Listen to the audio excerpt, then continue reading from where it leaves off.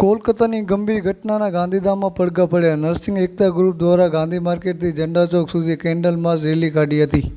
કોલકાતામાં મહિલા તબીબ પર બળાત્કાર અને ત્યારબાદ તેની ક્રૂર હત્યાની ઘટનાને લઈને દેશભરમાં આક્રોશની જ્વાળા પ્રગટી છે. ત્યારે આ ઘટનાના વિરોધમાં રવિવારના દિવસે ગાંધીધામમાં આદિપુર અંજાર નર્સિંગ એકતા ગ્રુપ દ્વારા દેશવ્યાપી હડતાલનું એલાન અપાયું છે અને વિવિધ સંગઠન દ્વારા કેન્ડલ માર્ચ રેલી કાઢી હતી.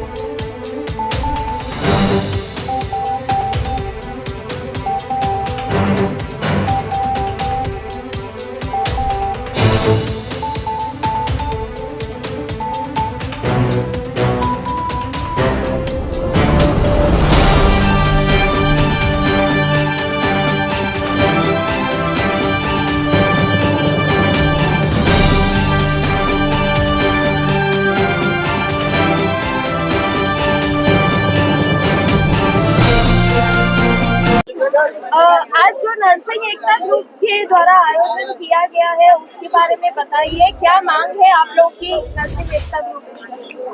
आज हम गांधीधाम, अंजार और आदिपुर तीनों के पैरामेडिकल स्टाफ सारे मिलके हम लोग ने जो नर्सिंग एकता ग्रुप है उसके द्वारा एक रैली का कैंडल मार्च का आयोजन किया है, जिसमें हम जो एक इंसिडेंट है कोलकाता में जो डॉक्टर के साथ और उत्तर प्रदेश में नर्सिंग स्टाफ के साथ जो बनाव बना है बालीसर गांव में, तो उनको न्याय मिले और हमारी इस कैंडल मार्च से उन लोगों में जागरूकता हो, ऐसे उद्देश्य के साथ हम कैंडल मार्च करने जा रहे हैं, जिसमें हमारे साथ सारे paramedical staff, ambulance worker, doctors और नर्सिस और लैब टेक्नीशियन हमारे साथ है। अभी देखो, कैंडल मार्च तो हर एक संगठन भी करता है, लेकिन कैंडल मार्च से अब तक कोई आरोपी पकड़ा नहीं जाता, ना ही ऐसी प्रवृत्तियां बंद होती है। इसके बारे में आपका क्या कहना है? और इसके बारे में तो मैं बोलना चाहूँगा, अगर कैंडल मार्च हमको नहीं करनी, इसकी जगह पे ऐसा बोल दिया जाए कि भाई जो रेपिस्ट है उनको मारो, तो अभी हम 1 मिनट में ख़त्म कर दे, इतना अभी हमारे अंदर जुनून है।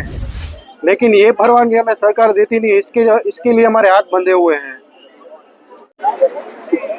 બેન, એક ઓરત માટે આ ખરેખર શરમનાક ઘટનાઓ છે અને ઓરત થઈને આવું સાંભળવાનું એમનાથી વધારે ભયજનક છે. તો શું કહેવા માંગો છો? અને આ જે થઈ છે ઘટના, એમના વિશે શું કાયદા બનવું જોઈએ અને શું કહેવા માંગો છો આપ? મારું કહેવું એટલું જ છે કે આ જો ગુનો બન્યો છે એને ફાંસીની સજા ના હોવી જોઈએ, એને પબ્લિકની વચ્ચે રોડ ઉપર જીવતા જલાવવો જોઈએ.